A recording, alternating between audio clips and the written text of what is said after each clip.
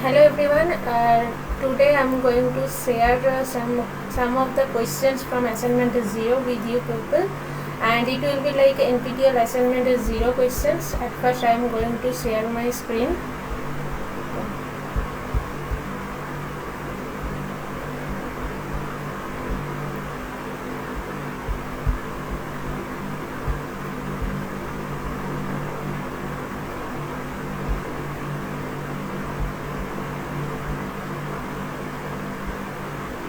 I hope you all people can see my screen. So can you see the screen? Can you please anyone reply? Yeah, it's visible. Okay, thank you. Okay, so let's start. The course name of that course is Nuclear and Particle Physics, and I will be discussing about assignment 0, which is basically the questions coming from the week 0. So these are basically the 5 questions, and 5 questions I am going to at first question will be there and the answer will be there after that.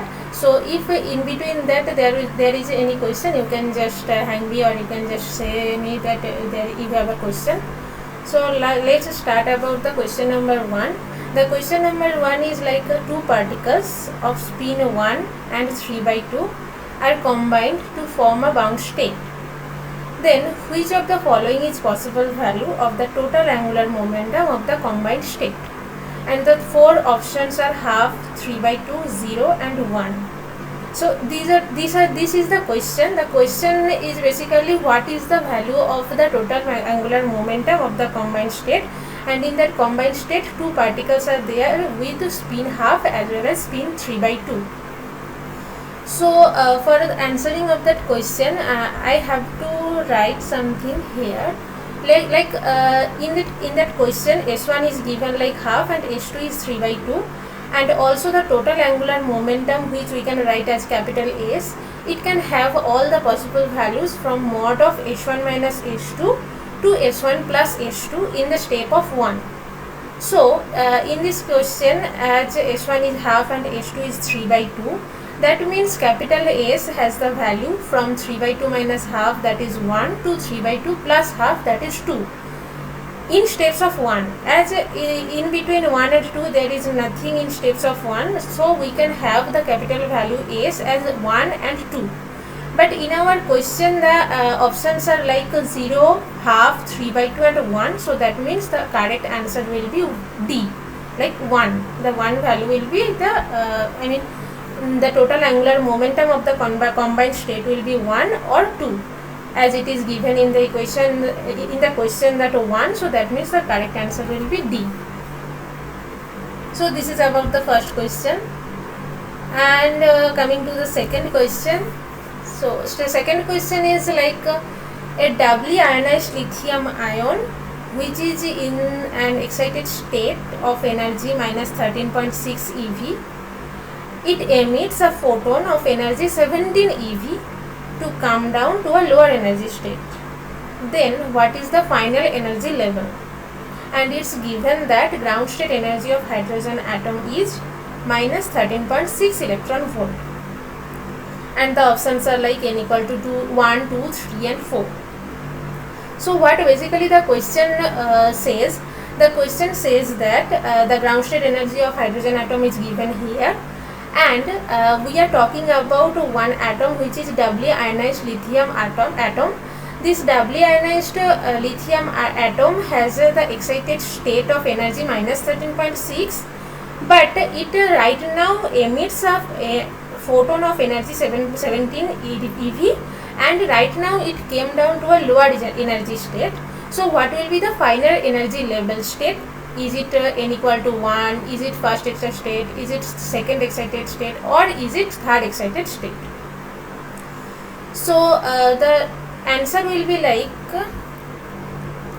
as we already know, the energy expression for nth energy state will be En.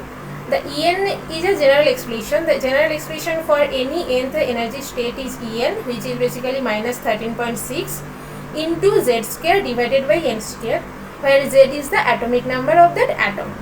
So in this case, in our question, we are taking a doubly ionized lithium atom which has the atomic number Z equals to 3. So in this general expression we can write Z equals to 3, and let us consider the final energy level will be N.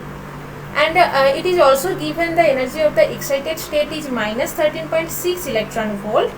So the emitted photon energy is basically nothing but the difference between the two energy level.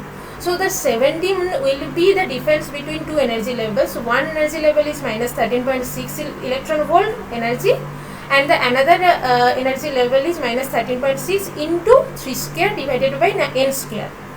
So solving this expression number 1, we can have the value of n equals to 2. So that means our correct answer will be n equals to 2, that is first excited state.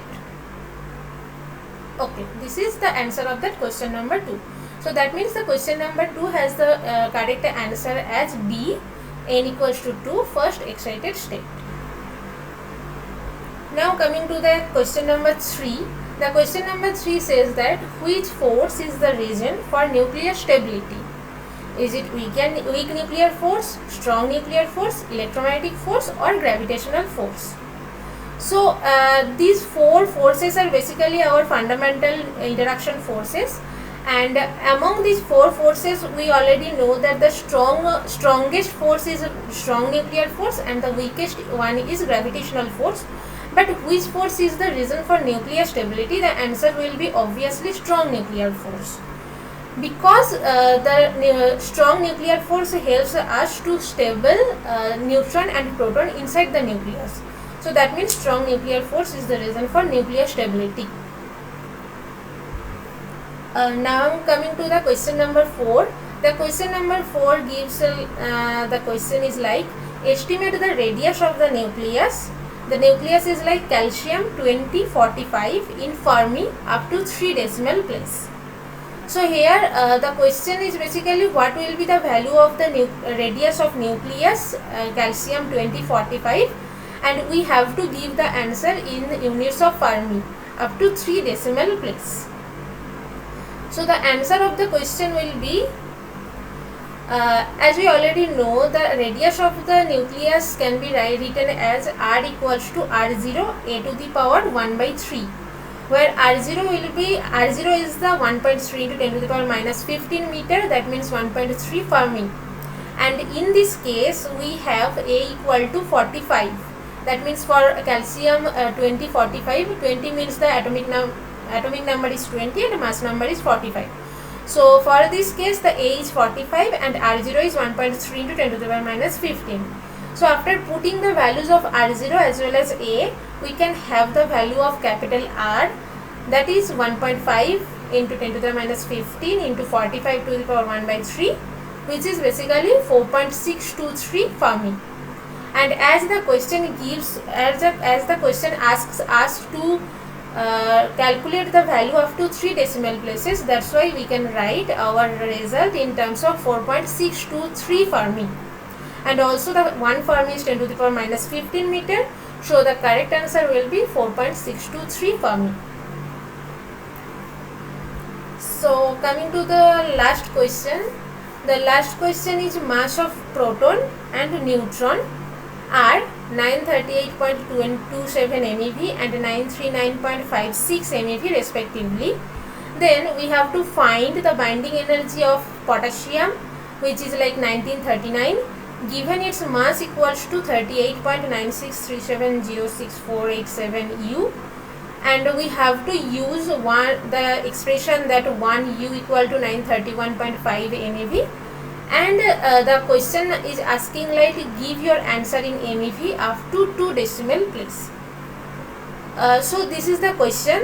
For going before going to the answer section, I would like to say that here in that question, mass of proton and neutron are given in MeV, but the mass of potassium is given in U, atomic mass unit. So that means we have to convert this atomic mass unit in our MeV unit, so that all expression will be in MeV, and after that we have to calculate the binding energy of potassium.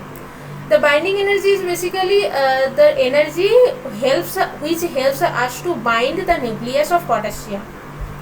So going to the answer part, as it is given that mass of potassium is 38.963706,487 U. So this mass can be corresponds to the MeV range, which is basically 38.963706,487 multiplied by 3931.5 MeV, which is nothing but 36294.69 MeV. And also it's given that mass of proton is 938.27 MeV and mass of a neutron is 939.56 MeV. So for potassium, the number of proton is 19 and the number of neutron is 39 minus 19, as 39 is like the sum of neutron and proton. So the number of neutron will be 39 minus 19, which is 20. Therefore, the expression for binding energy will be like equation number 2. The binding energy is 19 into 938.27. It is because, this expression, this bracket expression is basically the mass of that nucleus as a neutron, proton as well as neutron. So the total mass for each and every proton is 938.27. So that means total mass for proton is 19 into 938.27, and for neutron it will be 20 into 939.56. And this one is the mass of potassium. So the binding energy is basically the difference between these two. So that means if I just calculate this expression, then it will be 323.64 MeV. So that means the correct answer will be 323.64 MeV. And also, as it is given that we have to give our answer in up to 2 decimal places, and also it will be in MeV unit. So that's why if I just calculate the equation number 2, then it will come out as 323.64 MeV. So this is up to the 5 questions of assignment 0. If you people have any question, then please ask.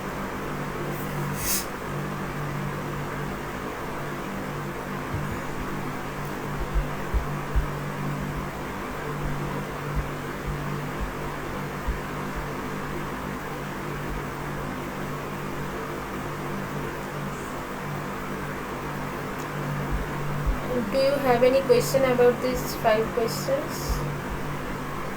Okay, I can ask you a question if you want. Yes.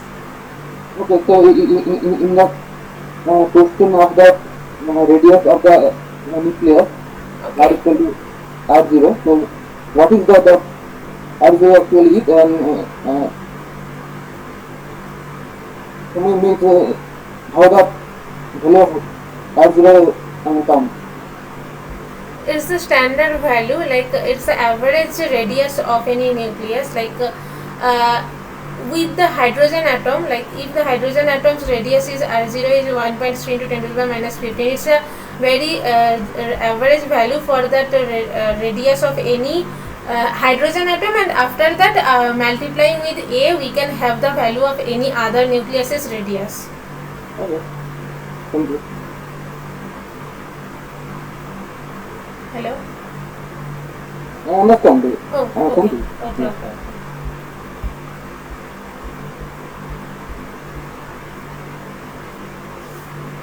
So, if there is no other question, then we can stop our session.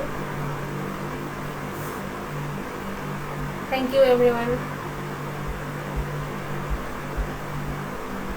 Bye. Bye. Bye. Bye.